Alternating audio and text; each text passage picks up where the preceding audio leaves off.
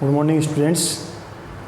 अपन बात कर रहे थे 11th क्लास के बेसिक फिजिक्स की। जो बच्चे अभी 10th से 11th में आए हैं उनके लिए जो मैथ्स और बायो में हैं तो दोनों में फिजिक्स है, और फिजिक्स में बेसिक फिजिक्स पढ़ रहे थे। अपन ने एक वीडियो बनाया था बेसिक फिजिक्स का, तो उससे आगे लेता हूँ मैं। अपन बात कर रहे थे पिछले वीडियो में भौतिक राशियाँ क्या होती हैं, तो भौतिक राशियों की डेफिनेशन अपन पढ़ी थी और उसके प्रकार, उनके बारे में अपन बात कर रहे थे। तो देखो, भौतिक राशियाँ जो हैं उनकी परिभाषा पढ़ी थी अपन ने। क्या परिभाषा बताई थी मैंने कि वे राशियाँ जिनका मापतोल या मापन किया जा सकता है वो भौतिक राशियाँ कहलाती हैं, और उसके प्रकार पढ़ रहे थे अपन। तो मैंने बताया था कि भौतिक राशियाँ जो हैं वो 4 प्रकार की होती हैं, जिसमें सदिश, दूसरी भौतिक राशि थी वो अदिश, तीसरी अनुपातिक, और चौथी भौतिक राशि मैंने आपको बताई थी प्रदिश राशि। इन चारों प्रकारों को अपन फिर 2 भागों में डिवाइड करते हैं। पहला है मूलभूत भौतिक राशि, मूलभूत भौतिक राशि, और दूसरा है व्युत्पन्न भौतिक राशि।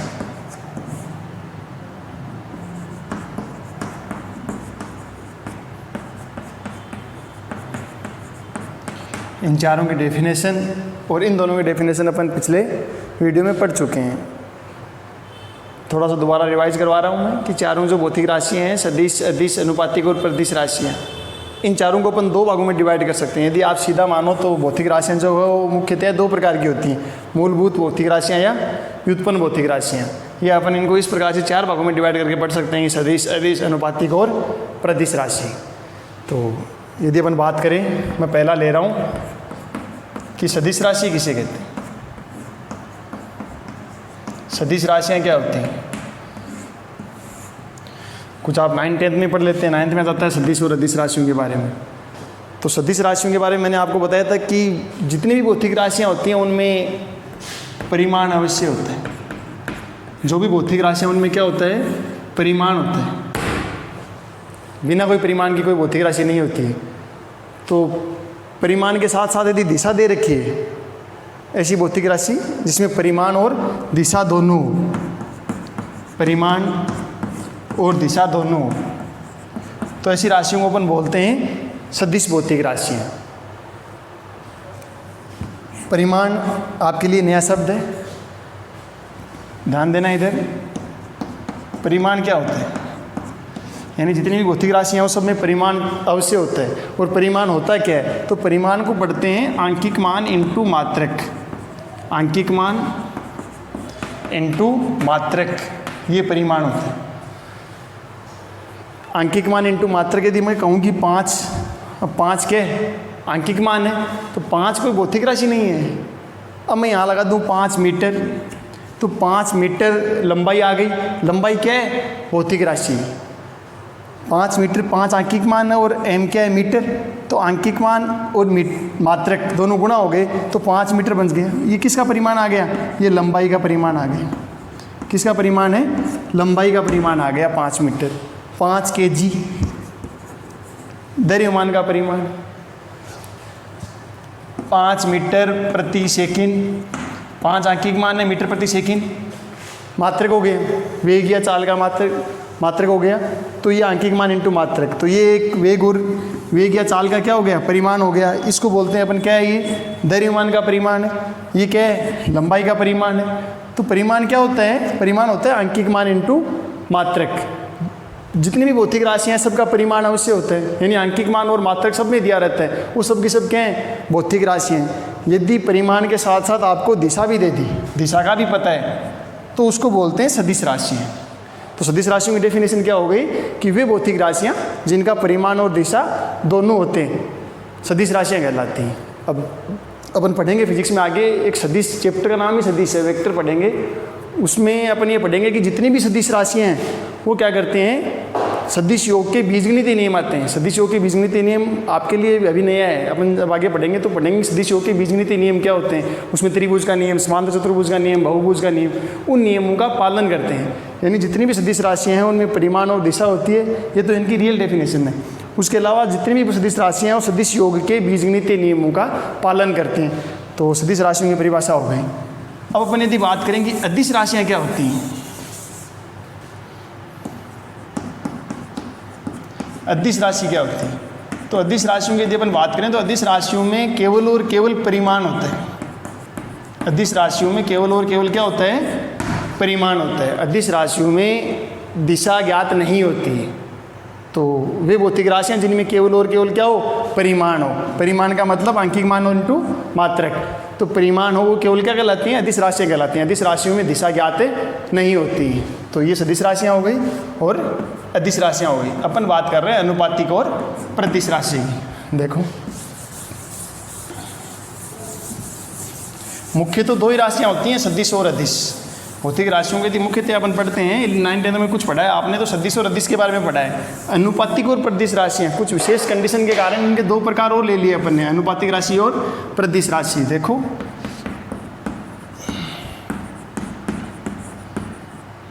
अनुपातिक भौतिक राशि,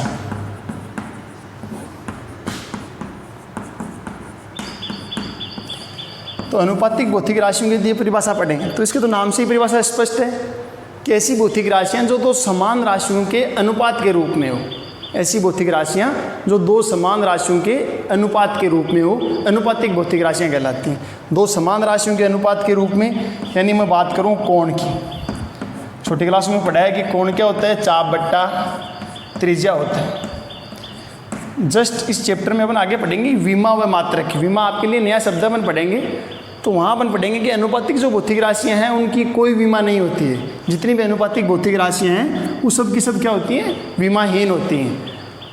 अनुपातिक भौतिक राशियाँ किसे कहते हैं, ऐसी भौतिक राशि जो दो समान राशियों के अनुपात के रूप में हो। अब समान भौतिक राशियाँ कैसी है, जैसे अपन चाप की बात करें, ये चाप आ गया, ए बी चाप ले रहा हूँ मैं। अब चाप क्या है, ये लंबाई है। त्रिज्या की बात करें, ये त्रिज्या आ गई, त्रिज्या क्या है, लंबाई है।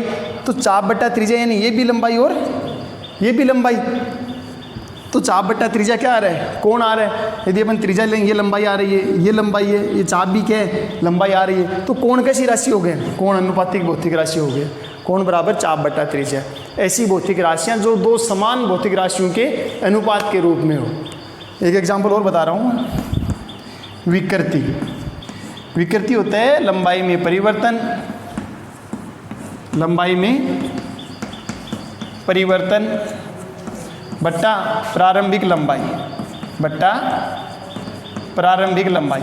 अब बताओ लंबाई में परिवर्तन होने के बाद तो लंबाई रहेगी। उसके बाद अपन बात कर रहे हैं प्रारंभिक लंबाई, तो ऊपर भी लंबाई और नीचे भी लंबाई, यानी लंबाई बटा लंबाई आ रहा है। तो विकृति कैसी भौतिक राशि हो गई, अनुपातिक भौतिक राशि हो गई। मेन विशेषता इनकी ये है कि ये राशियाँ विमाहीन होती हैं। अब अपन यदि बात करें इसी प्रकार से और एग्जाम्पल आपको बताएं तो अपूर्णांक। अपूर्णांक का नाम सुना है आपने, अपूर्णांक 10th में पढ़ के आ रहे हो आप। वो प्रकाश का वायु में वेग बट्टा माध्यम में वेग, तो वायु में वेग आ रहा है, माध्यम में वेग, नीचे भी वेग, यानी ऊपर भी वेग और नीचे भी वेग। तो अपूर्णांक कैसी राशि हो गई, अनुपातिक भौतिक राशि है। इसी प्रकार आपेक्षिक घनत्व है, ये सब क्या हैं, अनुपातिक भौतिक राशियाँ हैं जो क्या होती हैं, विमाहीन होती हैं। नेक्स्ट चौथा था प्रतिश राशि। मुख्य तो इसमें दो ही हैं, सदिश और अदिश। कुछ विशेष कंडीशन के कारण दो प्रकार और ले लिए गए हैं। तो प्रतिश राशि की यदि अपन बात करें तो आपके लिए बिल्कुल एक बार नया नाम है, 11th क्लास में जो हुए हैं अभी उनके लिए जड़त्व आघूर्ण अपना टॉपिक है, बहुत बड़ा टॉपिक है, 11th क्लास में पढ़ेंगे अपन। ये भी एक भौतिक राशि है। अब इस जो जड़त्व आघूर्ण है उसका परिमाण भी है और दिशा भी होती है। उसके बावजूद अपन ये नहीं ज्ञात कर सकते कि ये किस प्रकार की भौतिक राशि है, सदिश है या अदिश है, इसलिए उसको चौथी राशि में रख दिया, उसका नाम दे दिया प्रतिश राशि। इसको पूर्णतः अपन परिभाषित नहीं कर सकते जड़त्व आघूर्ण को, इसलिए इसको नाम दे दिया अपन ने प्रतिश राशि। अब अपन बात करते हैं कि जो मूलभूत और व्युत्पन्न भौतिक राशियाँ हैं उनकी। तो देखो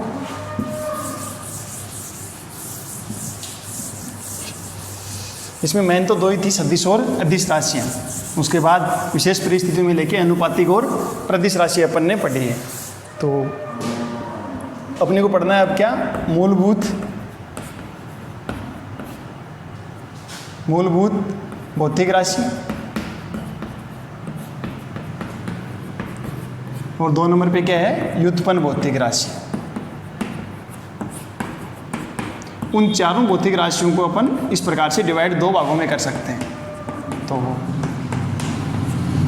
इनके भी नाम से परिभाषा स्पष्ट है कि पहली बात अपन ये दिए करेंगे मूलभूत भौतिक राशियाँ। तो मूलभूत भौतिक राशियों की परिभाषा क्या है, ये ऐसी राशियाँ होती हैं जो पूर्णतया स्वतंत्र होती हैं। मूलभूत भौतिक राशियाँ पूर्णतया स्वतंत्र होती हैं, किसी दूसरी राशि पर डिपेंड नहीं करती हैं। इनका मापन सीधा डायरेक्टली किया जाता है, किसी दूसरी राशि पर ये डिपेंड नहीं करती, तो इनको बोलते हैं मूलभूत भौतिक राशियाँ। और दूसरा अपन को जो पढ़ना है कौन सी राशि, व्युत्पन्न भौतिक राशियाँ। तो व्युत्पन्न भौतिक राशियों को मूलभूत भौतिक राशियों से उत्पन्न किया जाता है। तो मूलभूत भौतिक राशियाँ पूर्णतः स्वतंत्र होती हैं, किसी दूसरी राशि पर डिपेंड नहीं करती हैं। व्युत्पन्न भौतिक राशियाँ मूलभूत भौतिक राशियों से उत्पन्न करते हैं, ये किसी दूसरी राशियों पर डिपेंड करती हैं और इनको उन राशियों से अपन उत्पन्न करते हैं। तो ये जो मूलभूत भौतिक राशियाँ हैं ये 7 होती हैं। पहला है लंबाई, जिनका सीधा मापन करते हैं, किसी दूसरी राशि पर डिपेंड नहीं करती हैं। दूसरा द्रव्यमान, तीसरा है समय, विद्युत धारा, ताप, पदार्थ की मात्रा,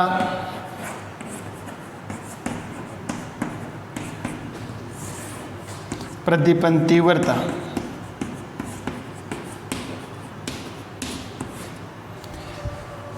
एक, 2, 3, 4, 5, 6 और 7 प्रकार की होती हैं।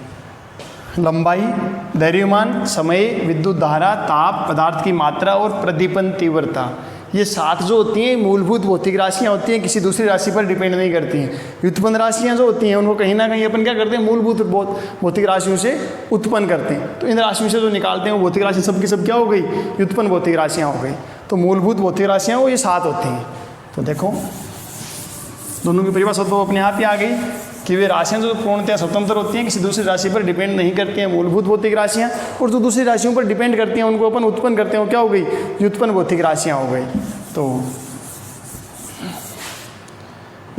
अब अपन बात करें व्युत्पन्न भौतिक राशियों।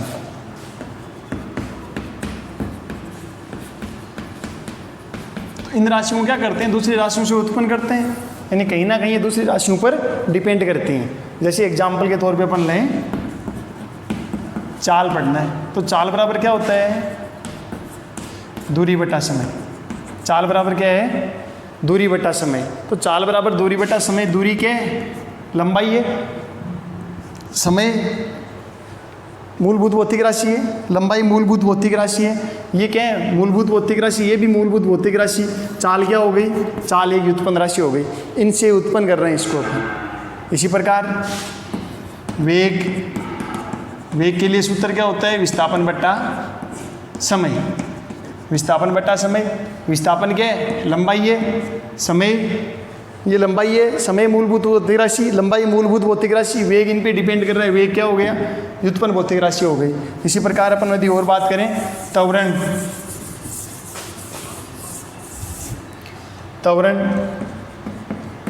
त्वरण बराबर क्या होता है, वेग बटा समय।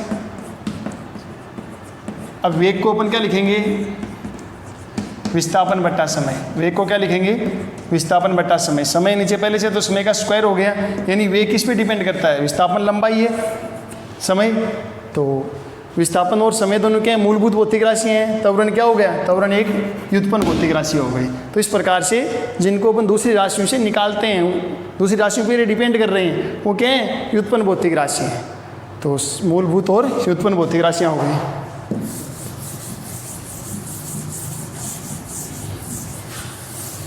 यानी भौतिक राशियों को अपन ने पढ़ा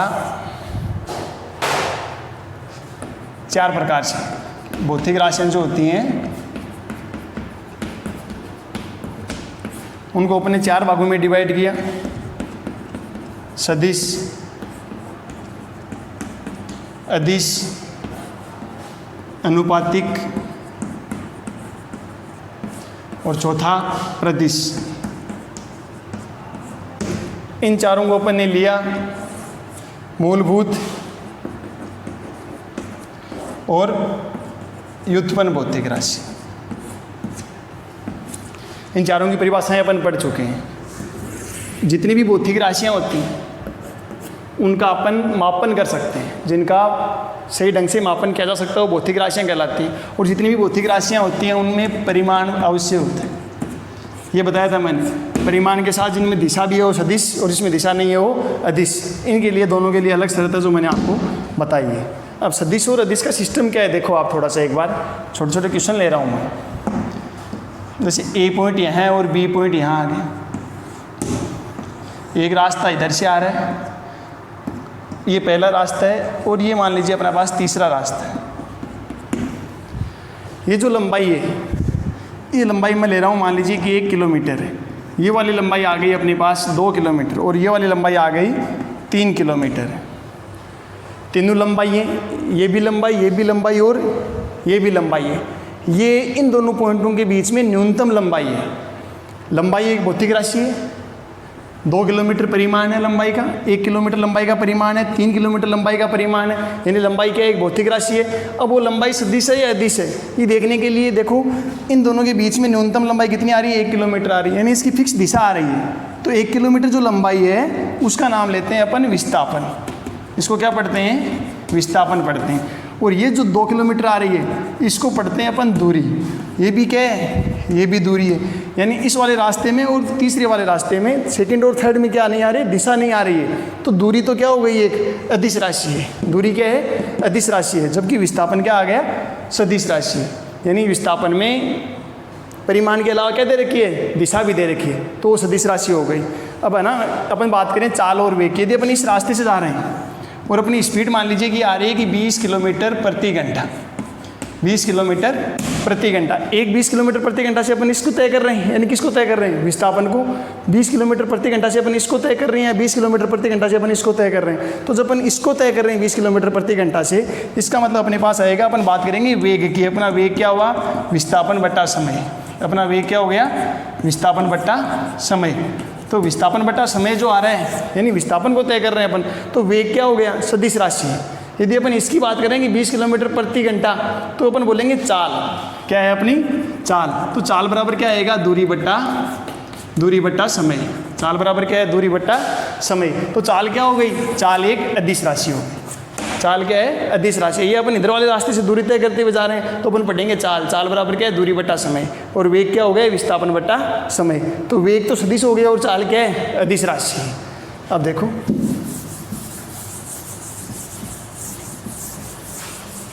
यानी विस्थापन की परिभाषा ये हो गई कि दो बिंदु दे रखे हैं, उनके बीच में जो न्यूनतम लंबाई होती है वो क्या होती है, विस्थापन होता है। आपसे ये कहे कि कोई आदमी ए यहाँ पर है, ए से 1 किलोमीटर चल के आया, ये बी तक आ गया, और बी से वो फिर 1 किलोमीटर चल के गया, सी पर पहुँच गया। अब बताइए कि इसने दूरी तो कितनी तय की और इसका विस्थापन कितना हो गया। तो अपन यदि दूरी की बात करें तो दूरी हो गई इसकी 1 + 1 = 2 किलोमीटर। अपन बात करें यदि विस्थापन की, तो विस्थापन की इन दोनों के बीच में न्यूनतम लंबाई ये हो गई, दोनों पॉइंटों के बीच में। यहाँ तो देखो दिशा चेंज हो रही है। दूरी की बात करेंगे अपन 1 किलोमीटर, और 1 किलोमीटर क्या है, कुल लंबाई अपने पास जो आई है वो क्या है, दूरी है, 2 किलोमीटर है। अब विस्थापन की बात करें तो ये आ गया अपने पास सीधी लंबाई। और यहाँ से अपन कैसे निकालेंगे, ये लंबाई कैसे निकालेंगे, कर्ण का स्क्वायर बराबर आधार स्क्वायर प्लस लंबी स्क्वायर, यानी ये आ गया अपने पास का रूट। कर्ण निकालना पड़ेगा। कर्ण क्या है अपने पास, एसी चाहिए अपने को। एसी चाहिए तो क्या, 1 का स्क्वायर प्लस 1 का स्क्वायर, तो ये हो गया अपने पास 1 + 1 का रूट, यानी क्या आ रहा है, √2 किलोमीटर। ये क्या हो गया अपने पास, ये विस्थापन आ गया। सीधी लंबाई निकालनी है अपने। इसी प्रकार यदि आपसे ये पूछे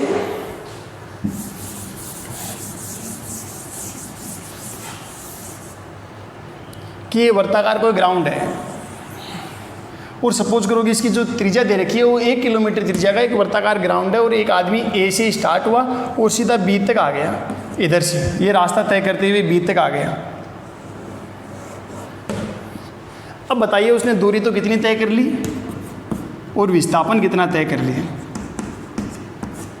अपने को दूरी चाहिए और विस्थापन चाहिए, यानी ये तो क्या है, अदिश राशि है और ये क्या है, सदिश राशि है। ए से बी के बीच में न्यूनतम लंबाई तो क्या होता है, विस्थापन होता है। 1 किलोमीटर ये रहा, 1 किलोमीटर ही हो गया ये। विस्थापन कितना है अपने पास, 1 + 1 बराबर कितना आया, 2 किलोमीटर आया। अब अपन यदि बात करें दूरी की तो ये हो गई लंबाई, अदिश राशि। दूरी क्या हो जाएगी, आधी परिधि होगी, परिधि का हाफ हो गया। तो दूरी कैसे निकालेंगे अपन, दूरी क्या आ गया अपने पास, दूरी आ गया 2πr/2, यानी तो कैंसिल हो गया। अपने पास आ रहा है पाई इंटू आर। आर कितना दे रखा है आपको, 1 किलोमीटर, तो ये आ गया अपने पास पाई किलोमीटर। पाई की वैल्यू पता है आपको, तो यहाँ से अपन पाई आर निकाल लेंगे। तो इस प्रकार से सदिश और अदिश राशियाँ हैं। सदिश में अपन विस्थापन की बात करें, सीधी लंबाई, दो बिंदुओं के बीच में न्यूनतम लंबाई वो विस्थापन कहलाता है। तो 1 और 1 2 किलोमीटर जो आ रहा है वो क्या है, विस्थापन है, और विस्थापन क्या है, एक सदिश है। और ये अपन बात कर रहे हैं ना पाई किलोमीटर, ये क्या है, अदिश राशि। पूरा कंप्लीट क्या हो गया, 2πr, 2 का भाग लगा देंगे, हाफ तक तो क्या बच गया, πr बच गया। ये हो गया, ठीक है बेटा। बाकी अपन कल पढ़ेंगे नेक्स्ट क्लास में। Thank you.